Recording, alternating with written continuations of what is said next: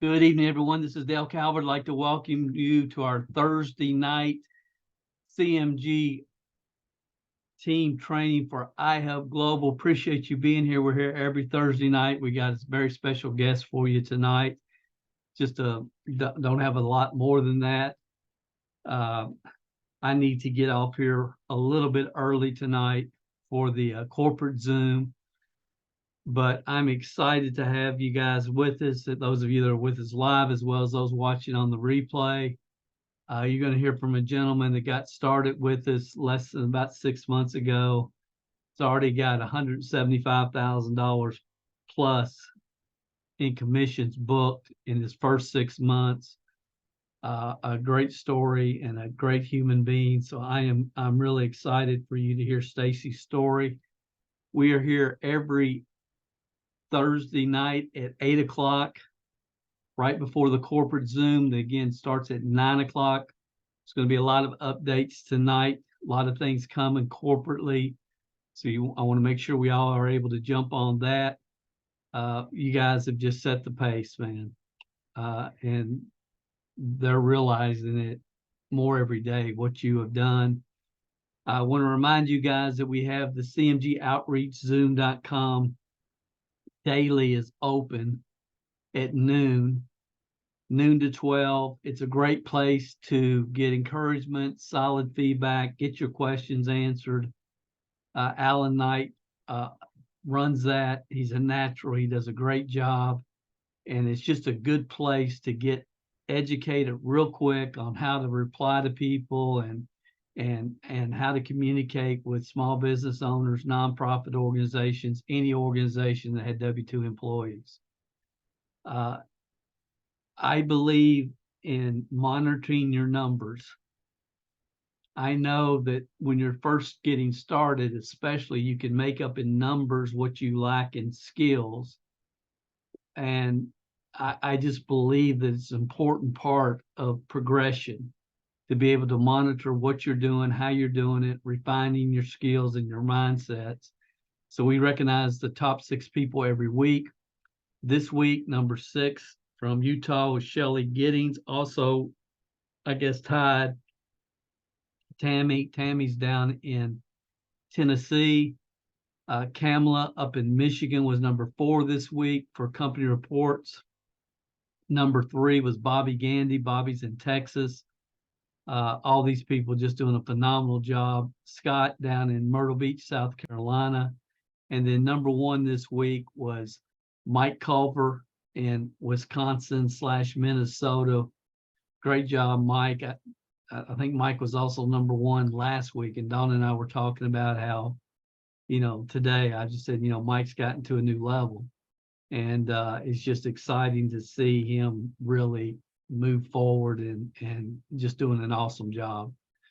Been always a great leader for his team, always has set the example and just really getting it done. So congratulations to all of you that submitted your reports and all of you that made the top 6 this week.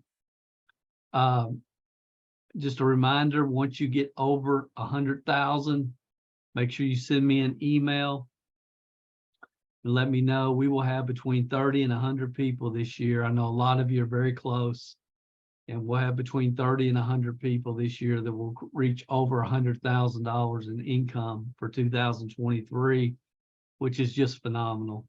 Of course, our special guest here is on this board as well.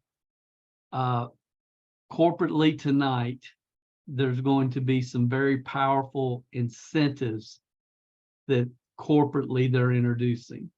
iHub Global is wanting to squeeze out every nickel that they can, help us squeeze out every nickel we can this year, especially during the summer. So they've got a summer promotion coming up. You'll hear more about that tonight. So you want to make sure you jump on that call as soon as we're done here. I think that's all I wanted to share with you. Yes. So again, our special guest tonight is Stacey and Andreas. It's done over $5 million in ERC business in 6 months. Just a phenomenal job. I'm going to stop sharing and bring him up. We're going to learn more about him. I'm looking forward to doing that. Let you guys learn more about him as well as myself. And then we'll take a few questions from you guys when we're done tonight. So, Stacey, there you are. I see you. There Yeah, you are. can you hear me? Yes, sir. Can hear you great. Perfect. Appreciate you being with us tonight. Thanks for agreeing to do this. It means a lot. Sincerely appreciate you being here. Absolutely. Let's just start off. Just let people know about maybe yourself. I know you've got 3 children, your family, anything you'd like to share about yourself and your family. Yeah, absolutely. So just give a quick start from the beginning. I was born and raised in Saskatchewan, Canada. So fast forward 20 years, I was overseas doing some missions work, and I met the girl of my dreams on the island of Saipan, which, if anybody has ever seen the movie Wind Talkers, was an instrumental asset for the United States in winning the war there.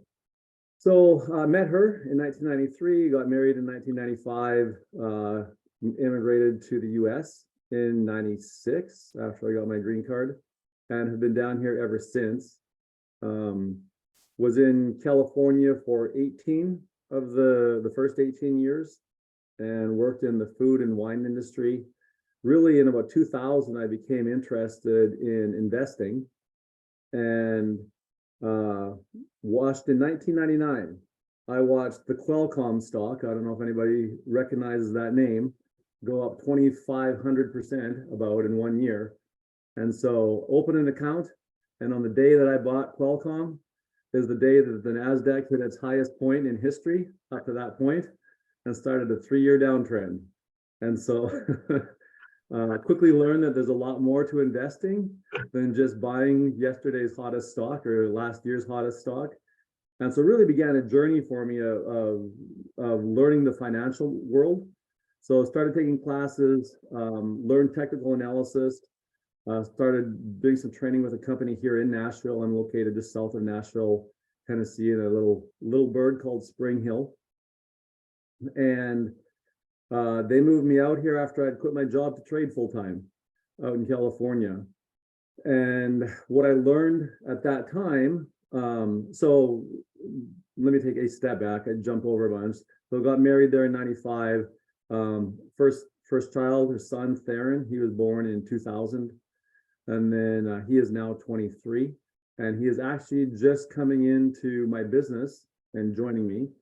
And I have 2 daughters, Shaylee, who is 21. She got married last year to Colton on May 1st. And my youngest daughter, who was only 18 at the time, got married October 1st, is 6 days from being 19. And got my second son-in-law. So last year was a big year for us. In our time in Tennessee, it's been our biggest year ever. And it's been a great addition, both amazing, young, godly men, which couldn't have asked for anything better. But moved here in 2012, started working with students.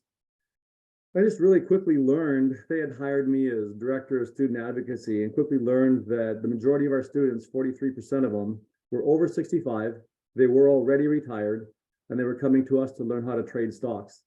Not because they had the time or the money, they did have the time, but because their portfolio in 2012 and 13 had never recovered from 2007, 8, and 9, the last market crash. Maybe not even the 2001 and 2 market crash, in all honesty.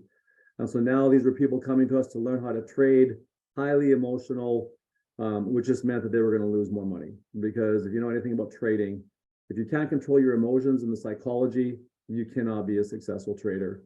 So I actually quit my job after being here 5 months, saying there's got to be a better way on a global scale to manage money the way we teach on an individual level. And so I left and went into this financial world. Actually honestly felt God called me into it. I tried to get out. That was about 6 months in, and I took my Bible and my body, and I went out to a local park, and I basically spent 2 days there just talking and reading and praying and saying, God, like, what is this? Because this is hard. I had been applying for jobs in the industry that I had been in California, because again, the whole psychology thing, even though I quit and knew how to trade, I was not finding success as a trader at that time. So very concerning for I was trying to get back into the marketplace just to give me something to keep putting food on the table. And I would get to like the final two in multiple interview after interview process after interview process, and I would never get that final call. And so but knew God was calling me into this and said, okay, like if you're not going to release me, this is full time the direction I'm going to go. And so I did. Probably did everything wrong, in all honesty, at the beginning. It wasn't with a big firm like Merrill Lynch or Fidelity or anything like that, but was persistent and kept pushing forward. Spent a lot of time in the early years in the retirement space, Medicare, Social Security, retirement income planning. And then I had an opportunity to just kind of my business to progress and developed into working more with business owners, high net worth individuals, high income earners. And that really changed the trajectory of my business. Really developed out of that what we have is our virtual family office. And so right now we work in 5 areas primarily. We work in tax planning, which is my main focus, risk mitigation, wealth management, legal services, and then business advisory services. So on the personal and business side, we can literally address any issue that a person might have. But my big area is efficiency of money and what can we do today and tomorrow that will allow my clients to keep more of what they're working for and more of what they're earning.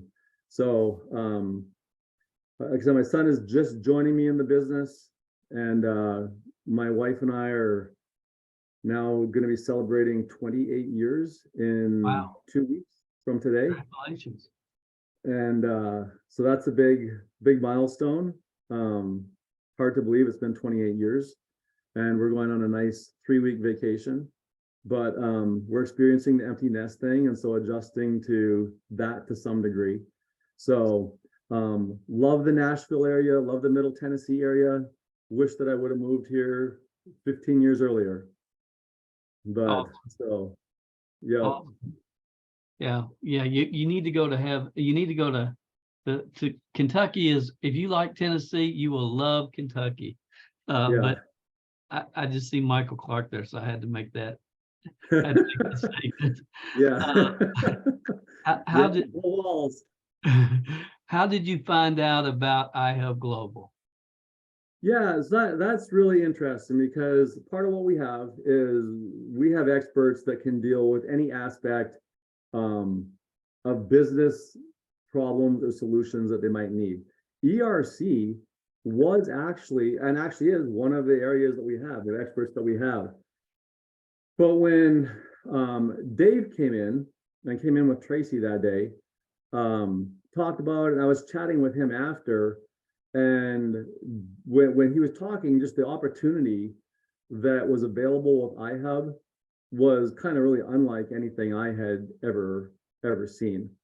And it meshed perfectly with the direction that I have gone with the family practice and looking to bring high value to a business owner, to a client that is a business owner, to really low risk out of pocket to them, especially like in this case on the front end.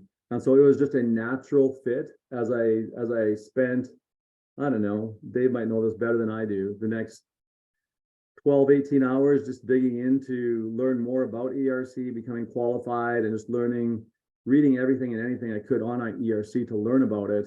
I saw the other things that iHub Global had going on with the travel and loop and stuff like that. I still don't really know much about those. I know they exist, but ERC has been my primary focus as opportunity arises. Awesome. And that you're talking about Alabama Dave, right? Dave Johnston, Alabama Dave. Yep, absolutely. Yeah, because we have a lot of Daves on this team. Okay. Yeah. Had you ever been involved in any type of network marketing prior to iHub Global? Yeah, so interestingly enough, my parents grew up, my parents were doing Amway. My parents did Herbalife. both companies that are still around and exist today. But just shortly after I got married in 1995 and eventually got to the States here in 96, may remember a guy by the name of Kevin Trudeau and Nutrition for Life. And Yep. he was doing a lot of infomercials and stuff like that. And I got involved before they were really doing the infomercials, but was on his team. And so was involved with Nutrition for Life for probably about 2 years, maybe 3. And then kind of things went sideways there, and I hadn't really been involved since that point. Okay, yeah. We actually sold our first company to Nutrition for Life, so very familiar with Okay, it. Yeah. very nice. How would you describe your experience here with iHub Global and with this team? I mean, because you're one of these people that are absolutely getting it done and not complaining about it, and not crying about stuff, and you just had your head down and going, from my perspective. But how would you describe, because you're on here every week, pretty much. So how's this experience been for you?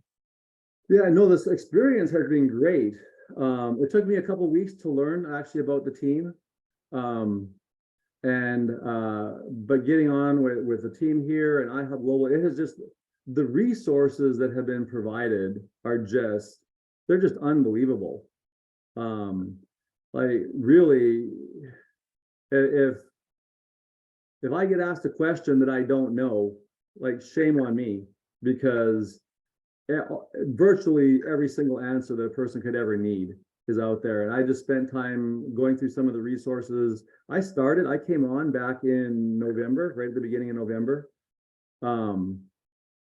And got my first client actually submitted in November, end of November. And they're, I think, in the process of getting their checks, I think. That's cool. So that's cool.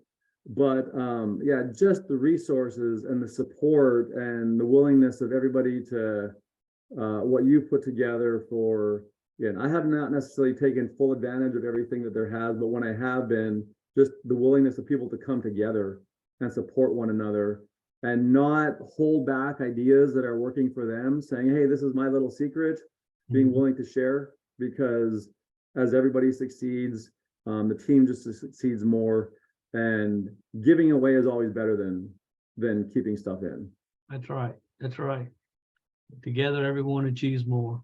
Yep. You know, we have several people that have joined us in the last 30, 60 days, and people that have been around for a while. But what's the best word of advice you would share with somebody when it comes to getting in the market and enrolling new customers? Is there a phrase or a tip, or anything you want to share there? Yeah, you know what? One, I think the biggest thing is that, as with anything, that you need to believe that the product and service that you have, regardless of how they're going to answer, is what they need.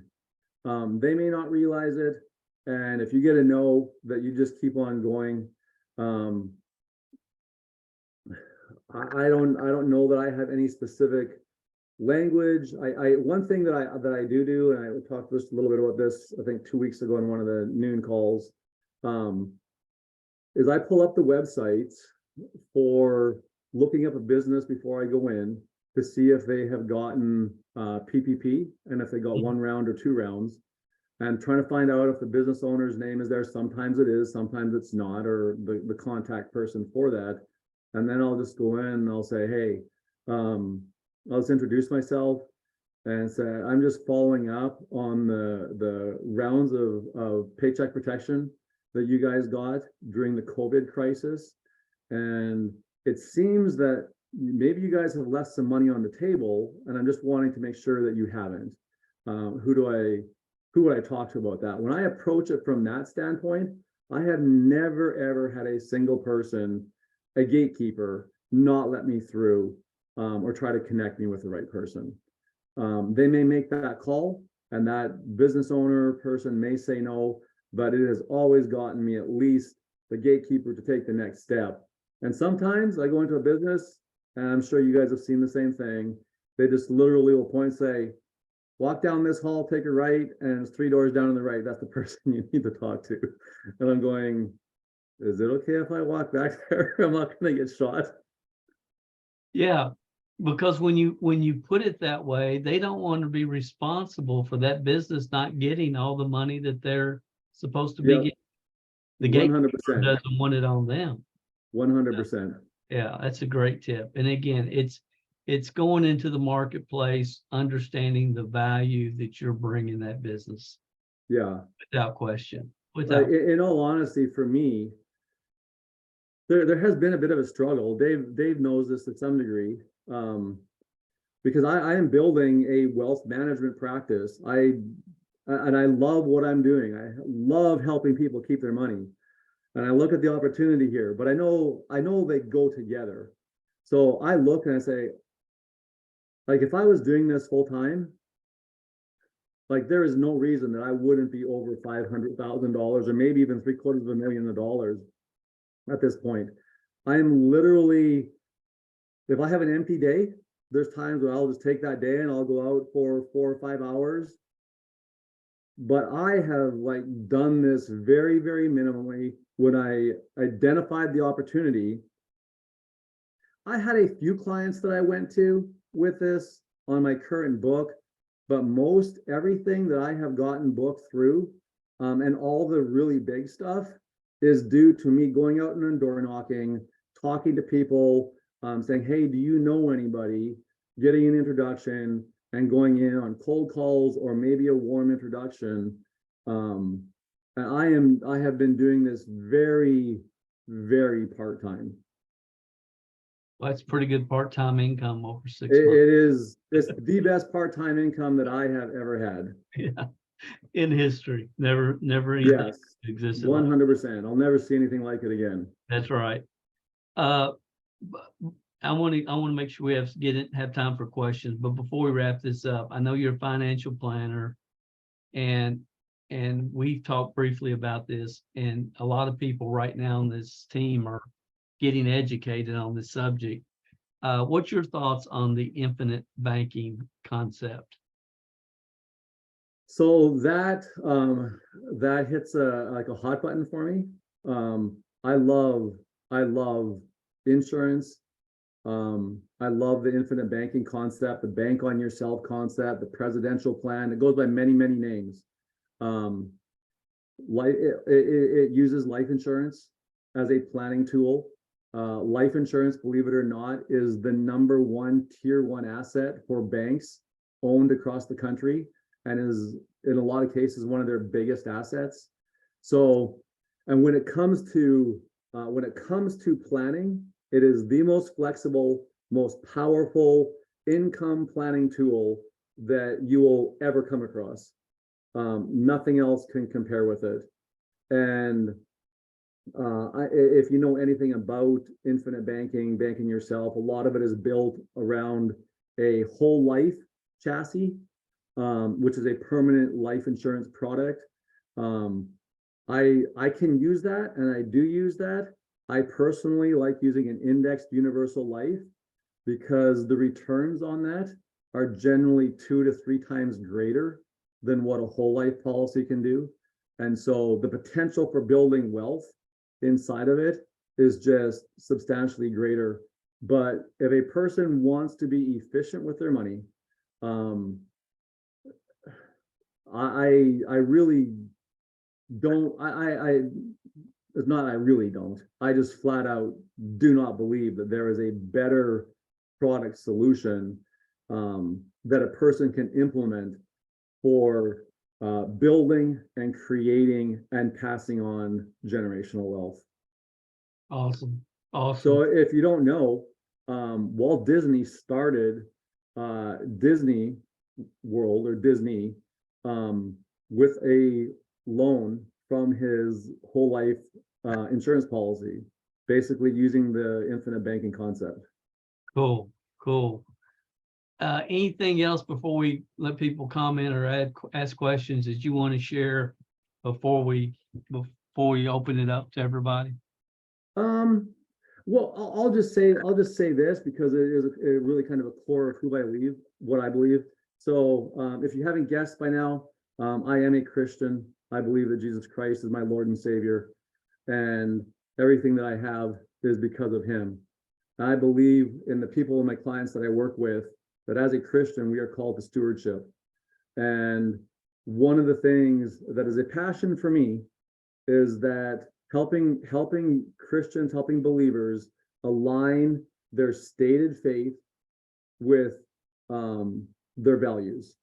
Because a lot of times, if you look at how a person or an individual is profiting in their portfolio, they are profiting from something that is in complete opposition to what they say they believe, and they have no clue what they're doing. So I love helping clients bring that part of their life into alignment with their values, with companies that are God honoring.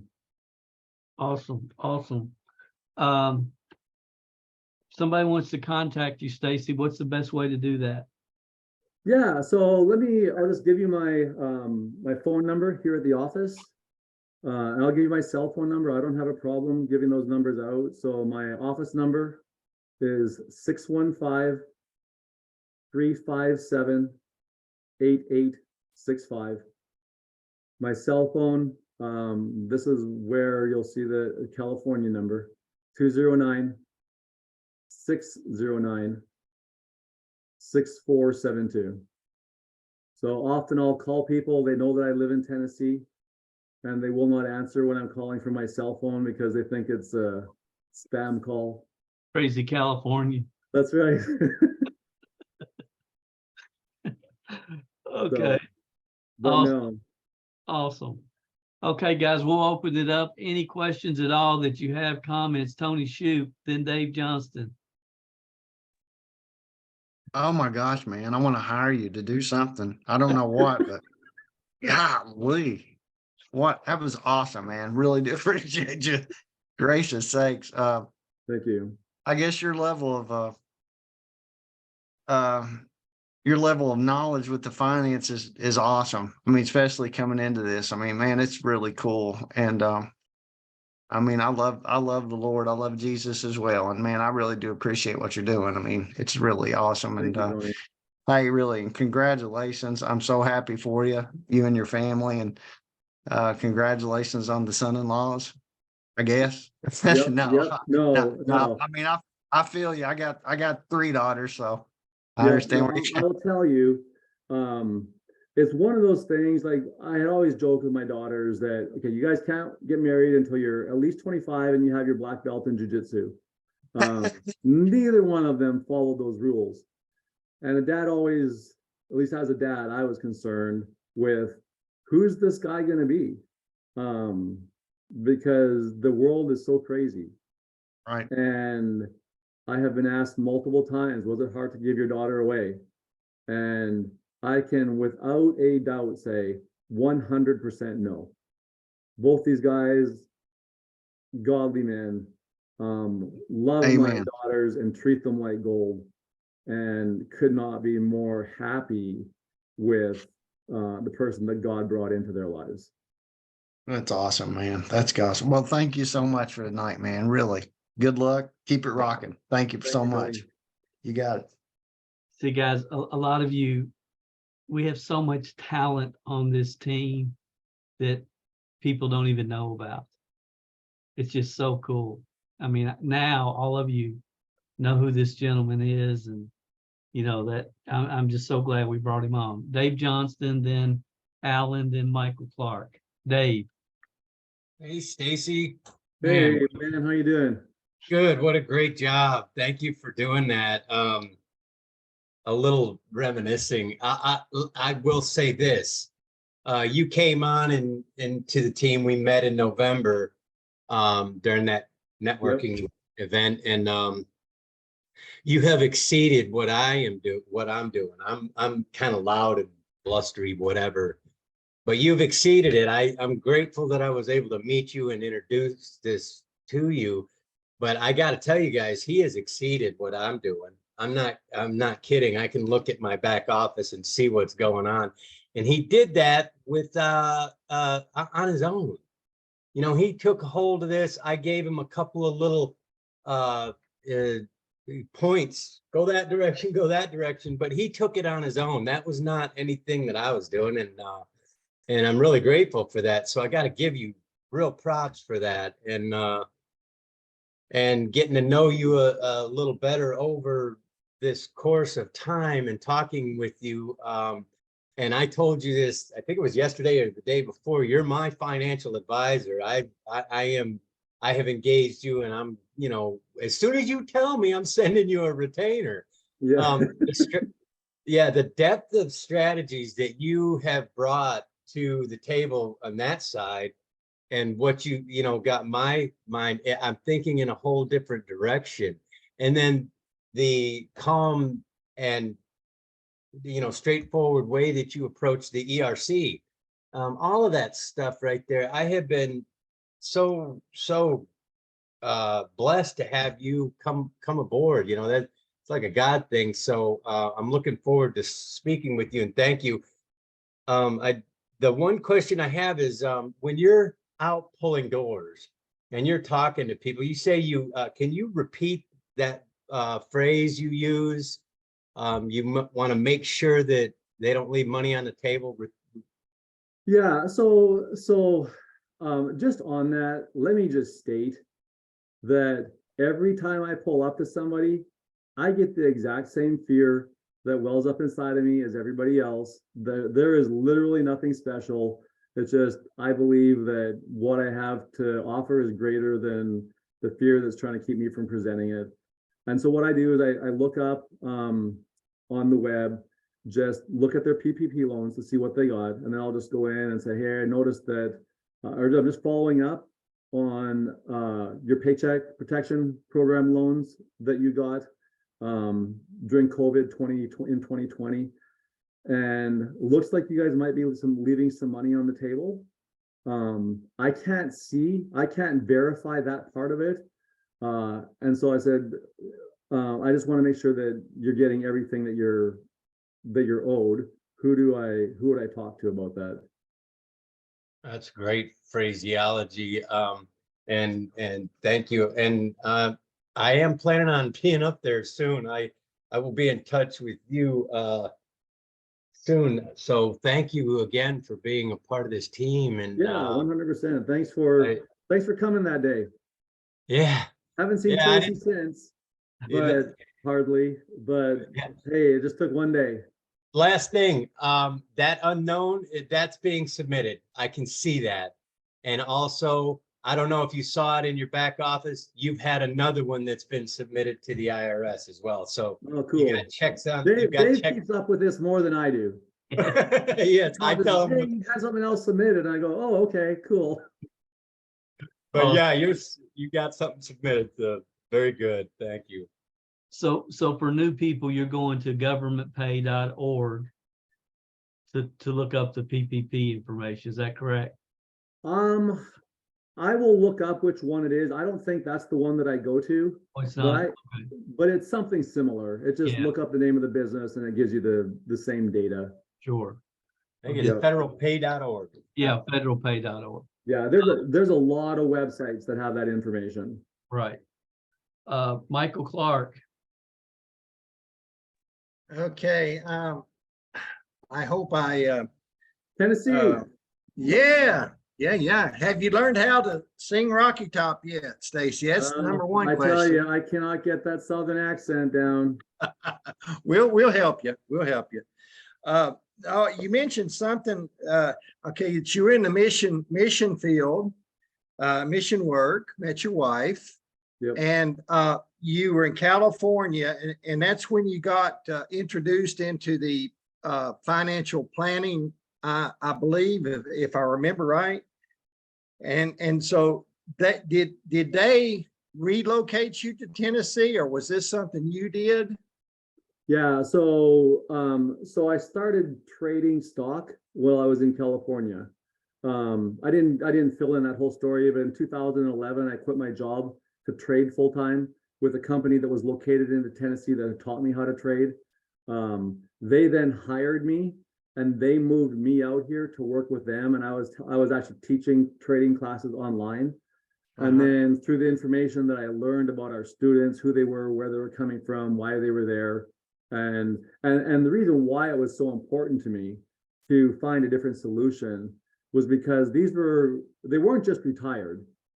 They were drawing on the funds that they had saved. A lot of accounts in 2008 and 9 dropped between 40 and 75%.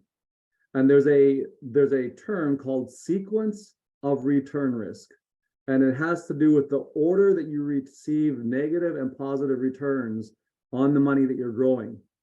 And depending on how that happens, you have some negative years early on, or even in the middle, and then negative, you have a portfolio that drops 50%, for example, your income need doesn't change, but the amount of money that you have to draw from has changed.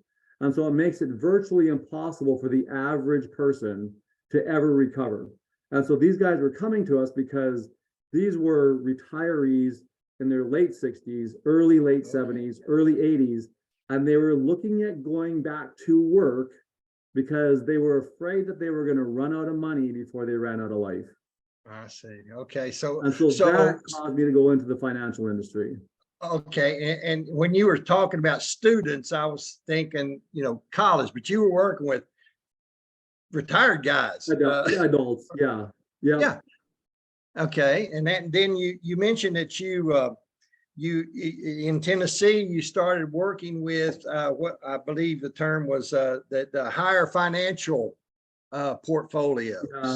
Business owners, high income, high net worth. Well, that had to be good. It did. It was a completely different set of problems that they have. And so my education there, like those first 5 years in this industry, my mind just expanded so much. I spent tens of thousands of dollars on education, just going and checking out everything, what works, what doesn't, proof testing it, and then learn that, business owners have different needs. High income owners or earners have different needs and need different solutions. And so when I started looking, saying, well, what can we bring to them? So how can I bring a person that has paying $150,000 or $200,000 in taxes? How can I bring them down to only paying $20,000 in taxes? Okay. And so that was the development of the virtual family office with experts, top of the field experts across the country that are part of my team that I can bring into conversations as needed. Have you been able to use some of that book of business with the introducing the ERC to your book of business, or do you have that flexibility, or are you staying off of that? Yeah, no, I absolutely have. But back to like what I said, the majority of what I have done, the biggest portion of what I have done on ERC has nothing to do with my current book of business. It all has to do with me pulling handles, going knocking on doors, talking to identifying who are business owners that I know that are not my clients, and going to them. Are you focusing on certain business categories or not really? or just, I have talked to charter schools. I have done auto dealerships with service centers. Those seem to have been good. I have a couple of those. Just automotive service centers, garages, got a couple of those. Again, if they have W-2 employees, I don't think it matters what industry they're in. They can take advantage of it. So I am completely agnostic when it comes to who I talk to. Well, I certainly admire what you're doing, and I think what you've done, everybody's seen and paid attention to, and I love the fact that you went through some struggle and you understand what stewardship is, and that's one thing I have been doing, and I just I love this little book, and but I thank you for being a good steward. You're helping a lot of us see that. Yeah. Well, you know what? I have a lot of knowledge, and again, it's like these team calls that take place on Wednesdays and sharing ideas. There's a lot of things that I can do, that if there's big money coming in that can help people keep more of what they've worked for. And what good does it do if I know this stuff, if I don't share it or let people know that there's an opportunity that they can take advantage of it? Thank you very much. Alan Knight, Yeah. absolutely, absolutely. Alan Knight. Stacey, great job, Thank really. you. And I promise not to forget your name on the next morning. Like, Hey, I oh, wasn't showing my face that day, That's- so you didn't. that's I don't embarrassing blame you. right there. I've not been way out front. I kind of just do my thing in the background. So quietly getting things done. Well, I really respect like what you shared. You may not know how valuable this is going to be for so many people on this team. Like your congruency and your values and all of that, like clearly like just honed together. And then you're just pulling doors like the average Joe, like, which I love that. So it's Stacey, it's really valuable. And you know, me and John will definitely be reaching out to you for some of that financial information because we've been looking for that as well. So Well, and so on the whole stewardship thing, you know what? If I can help good people keep more of what they make to do greater good in the world, because there's a lot of things that are looking to take that money away from us and use it for complete evil, then I want to do that. so Absolutely, great. Thank you so much. absolutely. Thank you, Alan. Vicky Carster, and then if nobody else will wrap it up so I can get on this corporate call. Oh, we got one more after Vicky. Vicky, go ahead. Hi, Stacey. Thank you for Hey, Vicky. sharing your story. I just want to congratulate you on your success, and the fact that you Thank you. attribute all of it to your faith is just heartwarming. And thank you for helping us remember everything we do is meaningful when we do it as an offering to the Lord. So we 100%. need to remember we're all created with our God-given passions and talents. And when we offer that up to Him and do that work that honors Him, it just blesses others as well. So the Lord is definitely blessing your success and your blessing to this team. So thank you very so much. Thank you so much. Maria, then Kamala. Yeah, how do you handle, I agree with everybody about your success and the person you are. But I just want to ask you, how do you handle the objection when they say we investigate already and we don't call? Yeah, so you cut out there a little bit, but I think I caught the gist of it. So you're asking, like, if somebody says we've investigated this, we don't qualify, our CPA has said like it's not worth it. So I run into the same issues. I have things that have been submitted and they check with their CPA when they get their numbers, and their CPA or accountant recommends that they don't submit it to the IRS. So I have those issues as well. But on the front end, I'm just going, you know what?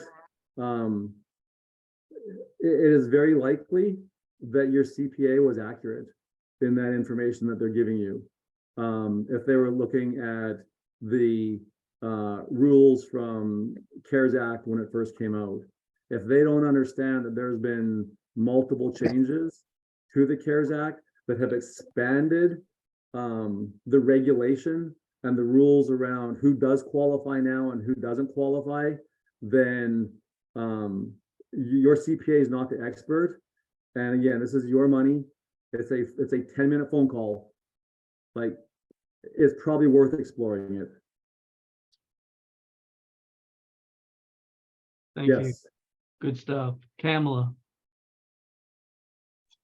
Hey, you, same as Kelly. everybody else. Great stuff. Thank you so much. I have a question on your financial aspect.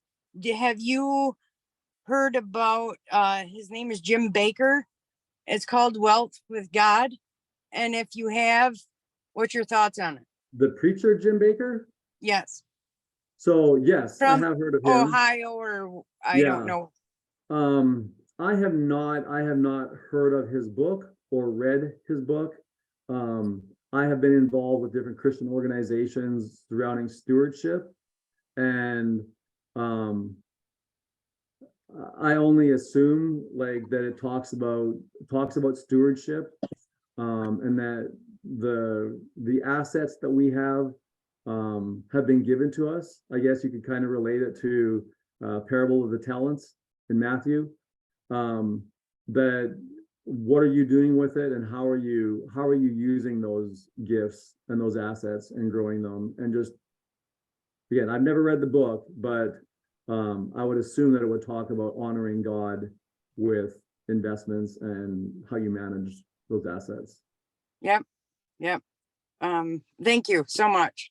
Yeah, but For no, every- I am 100% everything. for doing things with companies that like here's an example. I was at Kingdom Advisors Conference last year down in Orlando, and I was talking to one of the investment firms, and there's a company out in Arizona, I think it was, that is pro-life, and they went to them and said, hey, we know you got this 403B, which is like a 401k plan for your employees.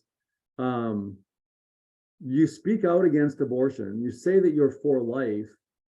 Do you know that you're probably profiting off of the abortion pill or off abortion services with companies that you hold in your portfolio? And they looked into it, and they had major, so we have a screen thing that we can run through and show a person's portfolio where they violate. And so they were actually in process of changing providers to make sure that they were having God honoring investment opportunities for their employees. And it came out in a media story that here's this pro-life company, but they're profiting off of abortion pills and that type of thing in their 403B. And that company was able to come out and say, yes, you are 100% right. We did not know that. But fortunately, several months back ago, we identified that, and we are in the process of making a change to make sure that we are not going to be profiting off of those things that don't align with our faith and values. So it is important. Good stuff, guys. And for the record, he was Kamala was speaking of the young Jim Baker, not the old Jim Baker that some of us my age knew. just for the record, okay? This guy's Right. young. I think he's in Ohio somewhere. He's pretty dynamic. All right, guys. Stacey, phenomenal job. Phenomenal Thanks, Joe. job. Thank you so much. Appreciate you being here. So glad you're part of this team. And guys, if you need to reach out to him, he's giving you his number. Feel free to do that. And let's jump on the corporate call, and we'll talk again next Thursday night. Y'all have a great one. Thank you again, Stacey. Thank you, Dale. Dale's the guest on the corporate call, so show up. You guys hear that? Dale's the guest. That's exciting. Knock it out of the park, Thank you, Dale. Stacey.